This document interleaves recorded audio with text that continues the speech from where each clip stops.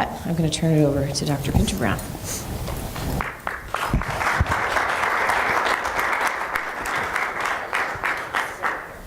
All right. So I got a really big topic, clinical management of cutaneous lymphomas. There's a lot of different treatments. So I'm not going to talk about all of them, but what I decided to do, kind of to level the playing field, is to talk a little bit about where cutaneous lymphomas fit in, kind of in the lymphoma world, how you stage them, because that will inform how people are treated. And I'm going to give some examples of treatment, just so you can see all the different ways that people have figured out how to thwart these cells, many different mechanisms. Let's see if this works. Okay, so people that do lymphomas, we use a classification from the World Health Organization. And on the T-cell side of things, there's something called peripheral T-cell lymphoma. It means that the lymphocyte that caused the lymphoma is a mature cell. It's not like acute leukemia. And there are a whole list of T-cell lymphomas, and we can think about them kind of how they show up in patients. So if we look at the ones that present in skin, this is an example of what's currently in the WHO. And the most common are the ones that are in black. So those are the two groups I'm going to talk about. One would be Mycosis Fungoides Sezary syndrome, and the other, the CD30 positive lymphoproliferative disorders. For those that are not dermatologists, this is a picture of normal skin anatomy. Why it's important is because it will help you understand why some of the treatments work in different skin disorders. So in the skin, there's basically 3 layers. The top one's the epidermis, then there's the dermis, where the hair and sweat glands live, and then there's the subcutaneous tissue, which is basically fat. So Mycosis fungoides is very distinct in that the cells, and I don't know if there's a pointer here, the cells like to live in the upper dermis and then in the epidermis. So there's a lot of cells in the superficial layer of the skin. So that is why sometimes when people have early stage disease, a lot of the treatments are focused on the skin, because you can knock off a lot of cells that way. And Dr. Hoppy's going to talk about radiotherapy, and that's another way of approaching these cells in the skin.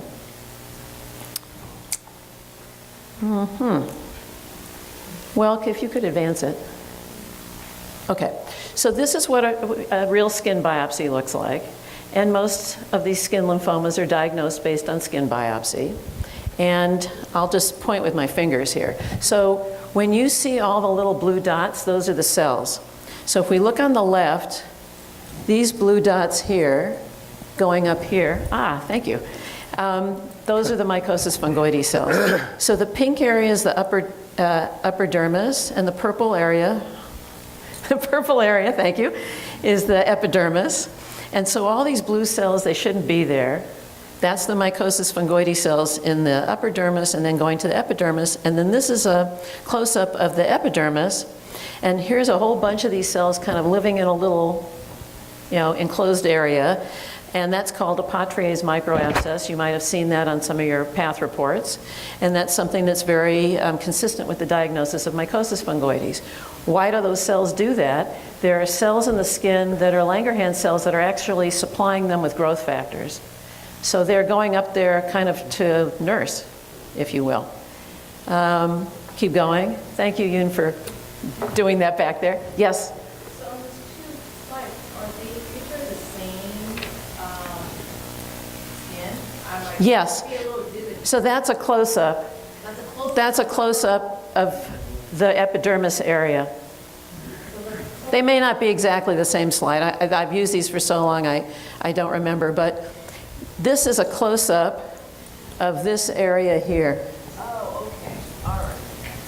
Thank you for raising your hand. It's good, if you have questions, ask while I'm going, because I don't want to get all the way into this and you're still stuck, back 10 minutes ago. All right, now we're going to go forward. Okay, so you may have heard the term monoclonal antibodies. There are, in our body, we make antibodies to fight infections and do all kinds of other things. And you can make antibodies in a laboratory that are really pure. They go after only one thing. We use them for diagnostic purposes, and we use them for treatment purposes. So, next slide. This is how you use them in diagnostic purposes. So you have that skin biopsy I showed you, and then let's say the pathologist wants to know, are all those lymphocytes T lymphocytes? And what are their characteristics? They can pull off the shelf literally probably hundreds of monoclonal antibodies to characterize the cell and make a diagnosis. So usually in mycosis fungoides, because T cells are involved, the T cell markers are positive. They go by this thing cluster designation, and they have numbers. 2, 3, 5 are all T cell markers. 7 is a T cell marker too, but it usually is lacking in any malignancy of T lymphocytes and in some normal conditions too. And the most common appearance of mycosis fungoides would be CD4 positive, although that's not always the case. Those are helper cells, sometimes they're CD8 positive, and some cells have CD30. And you'll remember CD30 because it turns out we have a treatment that targets CD30. Keep going, I'm not even going to use this. I'll let you guys help me back there. So mycosis fungoides has this weird name, right? And a lot of people get the diagnosis and they go to Dr. Google, I guess, or used to be like something like the Merck manual, and they look up mycosis and they say, it's a fungus. Why am I seeing an oncologist? Why did they tell me it was a lymphoma? And this comes to us from the 1800s from a dermatologist that was just describing a patient. The patient had tumors and he thought they looked like mushrooms. So he called it mycosis fungoides, and now we're stuck with it, at least for a while. So it's kind of not a very descriptive term. Keep going. And for those of us that have created a career out of this, what keeps us interested is not everybody looks the same. Not everybody looks the same the way their skin looks, and to a pathologist, not everybody looks the same. So it can have all kinds of different appearances, and so it's a diagnostic challenge, and also some of these subtypes actually probably get treated a little bit differently. So as an example, go forward. I don't usually like to show pictures, but I don't think these are so bad. On the left is a variant of mycosis fungoides called hypopigmented mycosis fungoides. That is, the pigment of the skin has become uneven, and that responds very well to light treatment. So when I see somebody like that, I'm pretty certain how I'm going to treat them. On the right side is another variant of mycosis fungoides. It's called follicular mycosis fungoides. And here, the cells have decided, if you remember that anatomy, not to stick at the surface of the skin anymore, but to dive down along the hair shaft. So that in this case, in this man's case, it's actually made the hair fall out. When he gets treated, the hair may grow back. It's kind of like you put a plant in crummy soil. It doesn't want to grow that way. And these patients might get treated in a slightly different fashion too, because if you imagine the infiltrate of the cells is down deep, me putting something on the surface of the skin probably isn't going to treat everything. So just as an example of how your doctor goes about figuring out what the best treatment is. Keep going. And Sezary syndrome is a subgroup of mycosis fungoides. Again, it comes to us from another French dermatologist a little later in time, and what he described was monster cells in the blood. So Sezary syndrome is a subtype of mycosis fungoides where there's a population of cells floating around in the blood that you can actually detect. Many of these patients are all red, and they have other changes of their skin and nails, that's characteristic of Sezary syndrome. Some people wonder, if I have patches and plaques, am I going to end up with Sezary syndrome? But they're actually pretty distinct situations, and one laboratory has shown that they're not even probably the same cell. And yet we haven't quite caught up to that in our classification. They're still kind of lumped together, mycosis fungoides and Sezary syndrome. It may be rather distinct entities. Keep going. All right, so staging. So again, if you go to Dr. Google and you look up staging of non-Hodgkin's lymphoma, you will find the Ann Arbor staging system, which is meant for all the other lymphomas, not skin lymphomas. So mycosis fungoides has a distinct staging system. It was created a little later than the one for other lymphomas, and so it's based on what's called TNM. T stands for tumor, in this case, how the skin looks. N stands for node, so if somebody has a lymph node biopsy, how it looks to the pathologist. M, this is from solid tumors, stands for metastasis, which isn't really a good word to use for blood for blood tumors, but stands for involvement of something other than skin or lymph nodes. And then there's a B that was added in, how much blood involvement is there? And so the way this plays out, next. Oh, sorry. I will show how it plays out in a second. The purpose of having stages, I should say, is to inform your physician what the best treatment is. It's to give an idea of what to expect, but you can't really predict for a given person. To, once you identify which areas of the body are involved so that you know where to look to see, is it gone? And when we're doing clinical trials, we have to compare like patients. So we wouldn't want to compare a trial that had patients with advanced stage disease to one with early stage disease. It's not fair to do that. Keep going. But as I mentioned, in Mycosis Fungoides, the stages are somewhat arbitrary, and it's not at all the case for most people that they go from one stage to the other. Some people are always stage 1, and that's the way it is for them. And the other important concept is this is a statistical model. So if you unfortunately go and look at the very old curves that we have in the literature that show how people do and think that that means anything to you as an individual, it doesn't, for many reasons. One, because it's a statistic, so somebody's going to do great and somebody maybe not so great. Also, our particular curves are so old and out of date that they have no relevance anymore, pretty much, to what we see in clinic. All right, keep going. And so when we stage people, these are cells that are migratory, they're blood cells. They have like a path. They go through nodes, they go through the lymphatics, they go through the skin, they hang out in the skin for a while. They like being there, that's their job. Then they can move back into the blood, and so they're migratory. So we look at those areas when we're staging. Keep going. Okay, so we look at skin, nodes, other areas, and blood. Keep going. And so this is how it plays out. So in the skin, the T part, it totally has to do with what the clinician sees in the patient. And we don't all agree what a plaque or a tumor is. We agree ourselves. I will be very consistent when I see patients. Dr. Kim and I, maybe not. We've never been in the same room looking at the same patient, but we might look at it a little bit differently. So T1 and T2 has to do with people, that have patches or plaques. And T1 is less than 10% of their body surface area, and T2 is greater than 10%. How do you figure out 10%? Your palm is 1%. So you kind of imagine, how much skin is involved. The node part of it has to do with our pathology colleagues. So if a node is biopsied, then they tell us how involved is it. And it turns out it's only important to us if it's real obvious that there's a lot of cells in the lymph node. If they have to go to extremes to show us there's a clone in the lymph node or there's a cell here or there, it's not of clinical importance to the patient. Visceral disease is actually very uncommon in Mycosis fungoides, but it has a designation. And blood disease is found most often probably now with a test called flow cytometry. It's a blood test. It allows the pathologist to tell us if there's abnormal cells circulating and approximately how many. So, thank you. So stage 1 are people with patches and plaques of varying degrees. 2B are people with tumors. 3 are people that are all red. And 4 is somebody that actually has Sezary syndrome. There's a number that has been designated as telling us that it's a significant amount of blood involvement. And then we have people with node and visceral involvement. Most people that are diagnosed with Mycosis fungoides, the vast majority are stage 1, actually. Oh, no. Okay, so standard treatments. Look at all these. We can't go through all this, but it's fabulous that we have so many choices.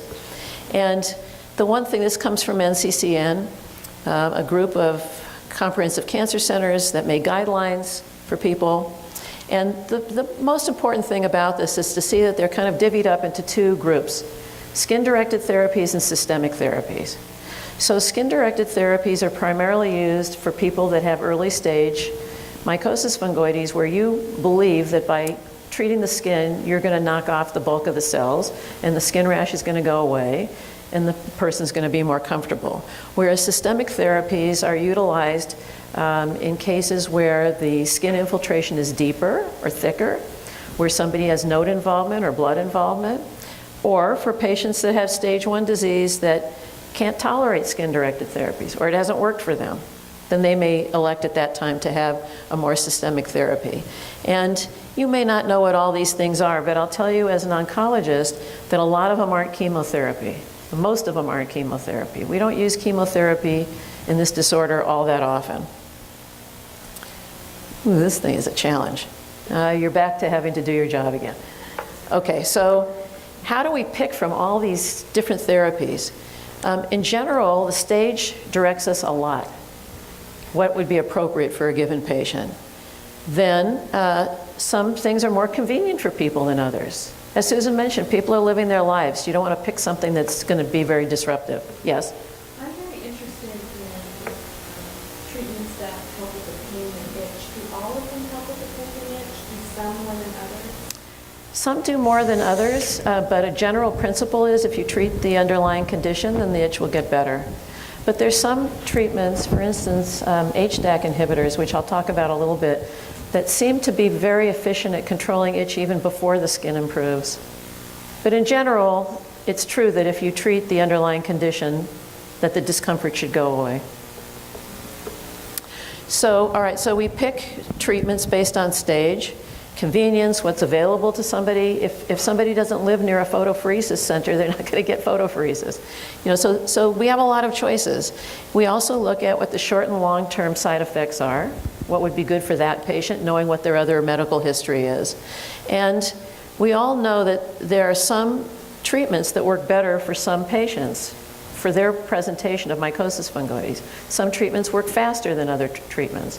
And I'll show you a little bit of how we do that, but the treatment then should be individualized, right? There's no algorithm that says you go from this to this to this and everybody's going to do the same thing. At the moment when you're selecting treatment, you look at all these variables and figure out what the best treatment is at that moment amongst a lot of choices. And we want to preserve immunity as much as possible. So here's an example of how you might kind of sort through all those myriad of choices. Let's look at the root. If somebody tells me I am unwilling to have an intravenous medication, I have limited choices, but I do have some things that are pills. All right, we'll go through the pills. We'll try and figure out, does that make sense for them? Some people maybe are extremely uncomfortable and need a very rapid response. I'm going to pick something that works faster.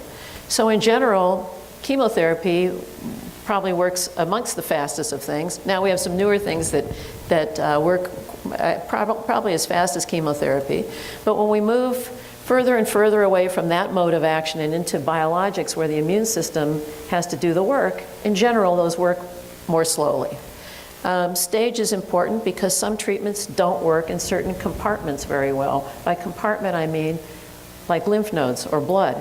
Some treatments are very good in those compartments. So if somebody has blood involvement, I'm going to try and pick something that I know is good at treating that particular area.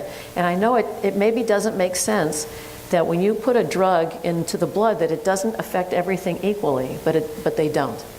So there's some things like antibodies, as an example, are extremely good at blood involvement. That's just the way it is, maybe because that's where they do most of their work. As I mentioned before, if patients have other medical conditions, you have to match that up with the disease. And availability we talked about. So this is a list of many skin-directed therapies. I'm not going to talk about each one, but there's a list of things to choose from and more things that are coming down the pike.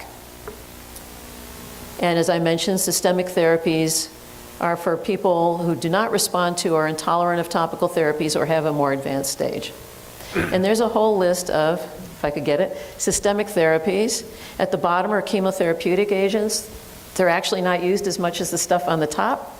And I'm gonna talk about some things in a very brief way, not so much to talk about that particular treatment, but to give you an idea of all the numerous ways that people have figured out how to make these cells go away and die. And they're all different ways.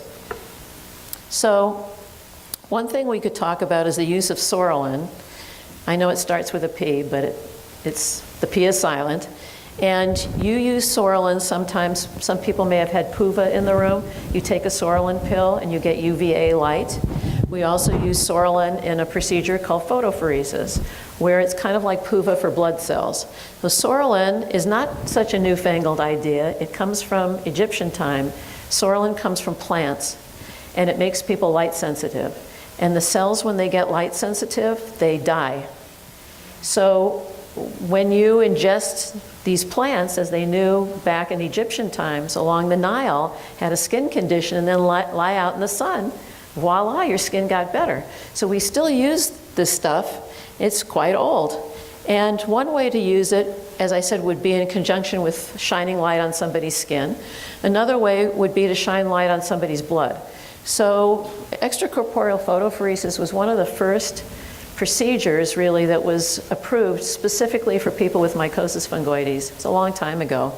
And it's a special machine. I'll show you what it looks like. But basically, the white blood cells are collected from somebody's blood and put into a bag.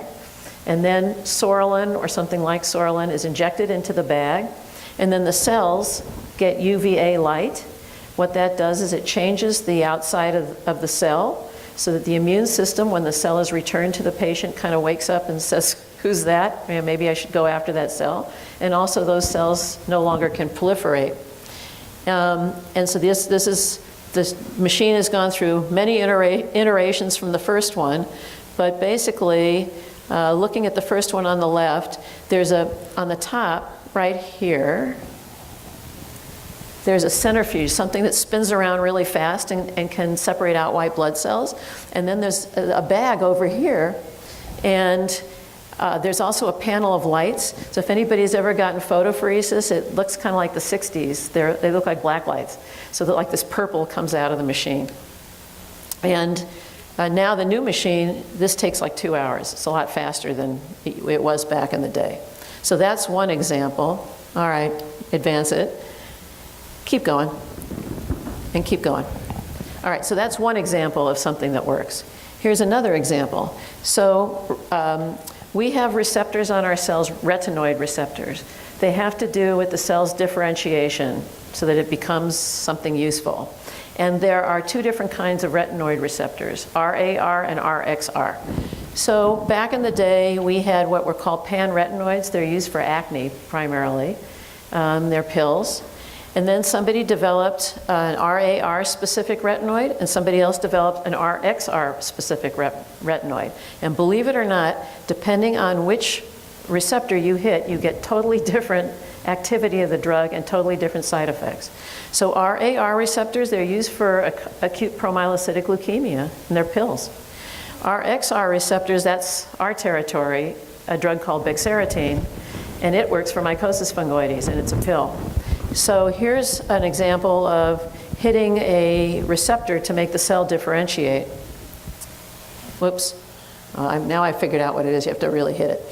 Another example, HDAC inhibitors, histone deacetylase inhibitors. These are drugs that are called epigenetic drugs.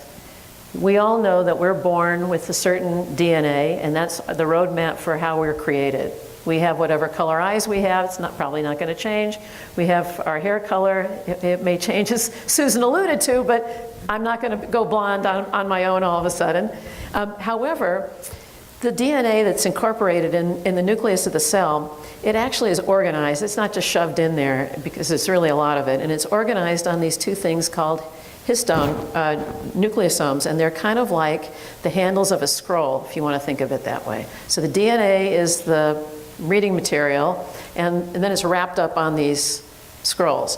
Depending on how far or close together those are, different areas of the DNA gets read, and that changes how the cell differentiates. So even though we're born with a certain DNA, it actually can be modified, the way it's read can be modified by things like this. So histone deacetylase inhibitors modify how far apart these nucleosomes are and what genes are going to get read. So it turns out, okay, thank you. There's a lot of histone deacetylase inhibitors that have been in the clinic and in trial, and we have specifically for cutaneous lymphomas, 2 of them. One of them is a drug called verinostat, it's a pill, and the other one is a drug called romidepsin, and it's an intravenous drug. So a totally different mechanism, again, able to kill these cells off. And then finally, I just want to tell you that this development of new ideas is not stopped by any means. And we just had the conclusion of 2 phase 3 trials in Mycosis Fungoides and Sezary syndrome that allowed us to get new drugs FDA approved. So I'll go through the 2 that were FDA approved. It's brentuximab vedotin, it's often called B-vedotin, and mogamulizumab. And I threw in a drug that's FDA approved for a lot of other things, pembrolizumab, because you probably have heard about checkpoint inhibitors or immune-directed drugs, and that somebody just got a Nobel Prize for that. This is such a drug, and somebody used it in clinical trial for mycosis fungoides and showed that it has activity. So in case anybody's wondering, does all that apply to me? Yes, it does. Okay, so, well, we can go, all right, if you can go backward one. Thanks. So brentuximab vedotin, and this gets back to the concept of an antibody. It's an antibody against CD30, and then the company took a chemotherapeutic agent, which nobody had ever heard of before because it's theirs, and they linked it very tightly to this antibody. It's kind of a weak agent by itself. It probably wouldn't do a whole heck of a lot, but this allows it to be delivered to the cell in a very unique way. So basically, and I'll show you the picture after I stop yapping, the antibody gets to the cell because of CD30, that's what attracts it. And then the cell engulfs the medication, which is both the antibody and the chemotherapy. And then the 2 separate. And then the chemotherapy does what it does. This particular chemotherapy is a microtubular inhibitor. Microtubules are used as the cell is dividing. So if it inhibits that, the cell can't divide, it can't make more of itself anymore. And it will go through something called programmed cell death, apoptosis, until it dies. So this was a trial. Trials now have names because it helps clinicians remember what they are. This one's called the Alcanza trial. It was a phase 3 trial. The fact that there's a phase 3 trial in mycosis fungoides is a milestone in terms of research, because in the past, people believed that they weren't capable of doing phase 3 trials, that they weren't capable of getting good data, but it turns out it's untrue. Mm-hmm. What is phase 3? Thank you very much. Okay. What is phase 3? So clinical trials go through different phases. Even before the clinical trial, you may see the words preclinical. That means somebody's doing something in a laboratory. Either they're working on a cell line or working with animals, trying to understand if something would be worthwhile. Then, or sometimes even without that, the drug development moves into the clinic, into use in patients. So a phase 1 trial, the purpose of it is to figure out really what the side effects of the drug are, what the appropriate dose and schedule should be. You're not really looking to see if it works, although obviously people are. But really, it's a first in-person trial, usually done with a very small group of patients, very closely observed, to figure out what the right way of delivering the drug is. Once people ascertain that they know how to deliver a drug and that it's safe, it moves into phase 2. And phase 2 is a look at that drug in a particular population of patients. So let's say I have drug X and I figured out it needs to be given 5 days in a row orally, and I decide I think it's going to work in mycosis fungoides. Then I generate a trial, which is only patients of certain qualifications with mycosis fungoides that get the drug in the way that I've learned is safe. Phase 3 is taking that information and asking the question, is this drug any better than what I have? Should the FDA approve this, or it's actually worse than what we already have and we should jettison it? As we go from phase 2 to phase 3, more and more patients are required to statistically figure out how to answer the question. So when you get to phase 3, now you're talking about hundreds of patients. So in mycosis fungoides, in the past, way in the past, it was just somebody in their clinic doing some things, and then they'd say, I did this to my 20 patients, and this is what happened. That's not very controlled. And as time has gone on and people have become much more organized, and the world is a much smaller place, people are actually able to do global trials, and this represents a global trial. So it was done in many, many countries, and didn't take all that long, really, and allowed for enough patient information to be examined that the Food and Drug Administration could see that this is a drug that's better than what we have in some ways. So it was already FDA approved for Hodgkin's lymphoma and for anaplastic large cell lymphoma, but it got another FDA indication. And you would say, who cares? But it allows you to get it paid for. So we do care, because then people can't argue about giving you the drug. So that's what a phase 3 trial is. So there's always two things being compared, something that's standard and then the new thing. So in this trial, the standard was called physician's choice. It really wasn't any choice. It was either that the patients would get methotrexate or they would get bexarotene. That was the randomization. So some people got the BV-dotin, half of them, and the other half got methotrexate or bexarotene. And it had a specific endpoint, which was going to tell everybody that this was working. And in this particular trial, it turned out that BV-dotin worked better than methotrexate or bexarotene for the patients that were included on this trial. So it's not everybody, it's the kind of patients that were included on the trial. So who was that? It was people with mycosis fungoides that had more advanced disease but not Sezary syndrome, or less advanced disease but had failed topical treatments. And some people with primary cutaneous anaplastic large cell lymphoma were also in the trial. So there's a drug where we have a new indication that's really fairly recent, within the last 6 months. And this is just a cartoon of the drug. And then another approval that came about now almost 2 months ago is mogamulizumab. Again, think about antibodies, monoclonal antibodies. So mogamulizumab is a monoclonal antibody. It targets something called CCR4 on cells. It comes to us from Japan. In Japan, they have endemic to an island a virus that causes a specific T-cell lymphoma. And it's been very hard to figure out how to treat that. So it's of great concern in that country and other countries that see a lot of that disorder.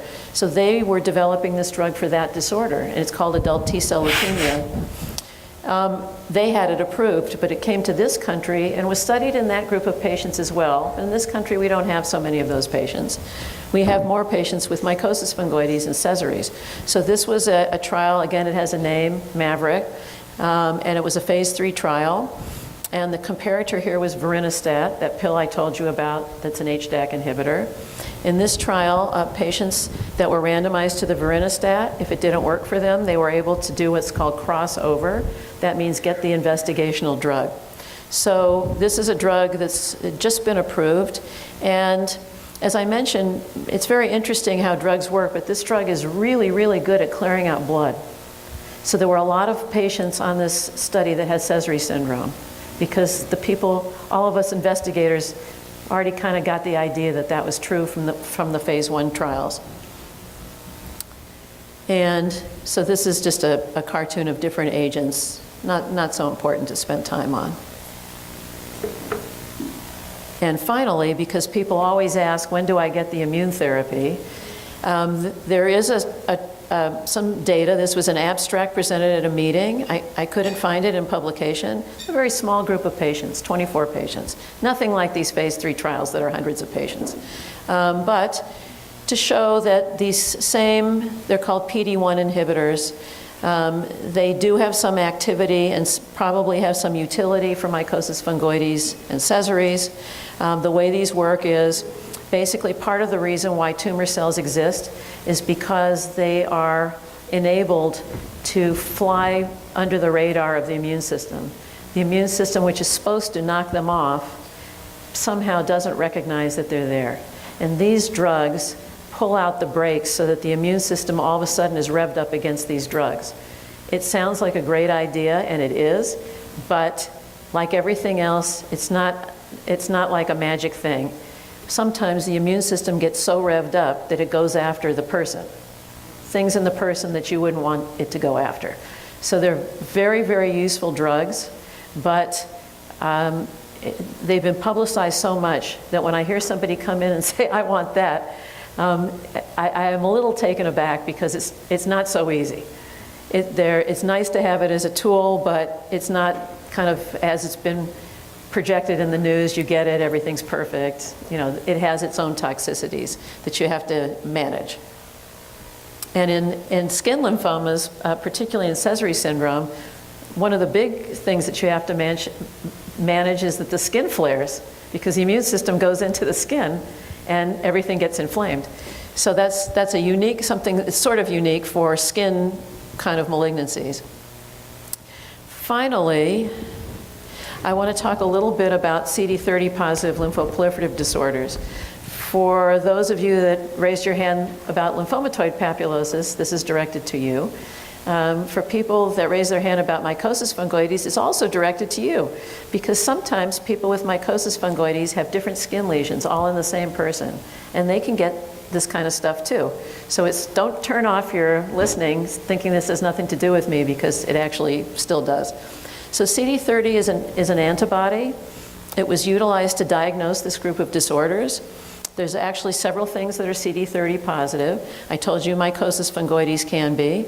There's a systemic or nodal-based lymphoma called anaplastic large cell lymphoma, and it is positive as well, and it can sometimes involve skin.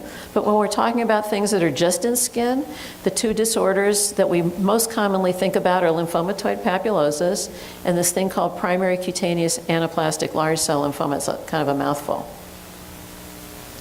So lymphomatoid papulosis, it looks kind of ugly under a microscope, but actually it's kind of a benignish appearing thing, and in this country we don't even really consider it a lymphoma, even though it gets talked about when we're talking about skin lymphomas. And basically what happens is little lesions come up. They're always under the size of a quarter, and they usually come up more than one, and then if you're patient, they go away. It may take them 2 months, but they go away. And they go away and they go through a cycle. Sometimes in the center they kind of have pus sometimes. Sometimes people think they're infections. And sometimes at the very end when they go away, they leave a little line, a little scar, or an area that doesn't have pigment. But that's what they do. They come and they go, and they come and they go. And they don't come and go with any kind of predictability. Sometimes they might disappear for long periods of time. And unfortunately, we don't know why they come and go. We don't know why they come. We don't know why they go, exactly what triggers it. But some people are very bothered by it because, let's say, it comes on their face. Or I have a patient that's a golfer, and I don't know why, but he always gets them like right where he holds his golf club. So it's really upsetting because it's uncomfortable. Also, patients with lymphomatoid papulosis have an increased chance of other lymphomas, about 10 or 20% higher, mostly skin lymphomas. And as I said, some people with mycosis fungoides actually also have things like lymphomatoid papulosis. Oh no, now we're in trouble. Okay, you'd almost do better starting at the end and working your way over, because there's only about 4 more slides left.